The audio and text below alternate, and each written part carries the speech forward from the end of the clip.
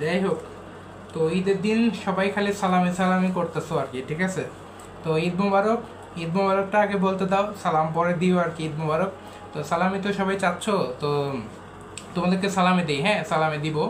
তো সালাম দিয়ে দিও, তারপরে সালাম দিব। এখন অনেকে আবার বিকাশেও সালামি নিচ্ছ আর কি, মানে নিচ্ছ দিচ্ছ আর কি। সালামি একটা বলতে গেলে ব্যবসা হয়ে গেছে সবার।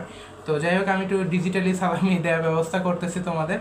তো আহ, আমি যেটা বলি সেটা হলো যে তোমার সালামি দিব, তবে একটা কাজ করতে হবে, ঠিক আছে? কাজটা হলো, তোমরা অলরেডি উত্তেজিত 27 ব্যাচ নামে একটা ট্যাগ পেয়ে গেছো, মানে খেতাব পাইছো বলতে গেলে।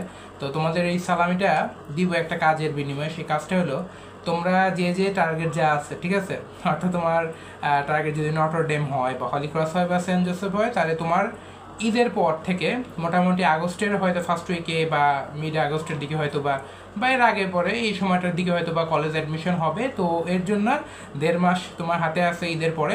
তো এই জন্য এখন একটা ভালো প্ল্যান বানায় ফেলো, ঠিক আছে? এই কাজটা তুমি যদি করো তাহলে সালামি দিব। আর যারা তোমরা এইচএসসি পড়াশোনা শুরু করে দিচ্ছ, কলেজের পড়াশোনা, তাদেরকেও বলবো তোমাদেরও সালামি থাকবে। তোমরা আগে প্ল্যান করে ফেলো যে কিভাবে আমি পড়াশোনাটা পড়বো, একটা চ্যাপ্টার বা দুইটা চ্যাপ্টার এরকম করে পড়ো ইন্টারে বই, তাহলে ভালো হবে আর কি। যাই হোক, এই কাজটা করো, কাজটা করে কমেন্টে জানাও, তারপর সালামি দিব, ঠিক আছে?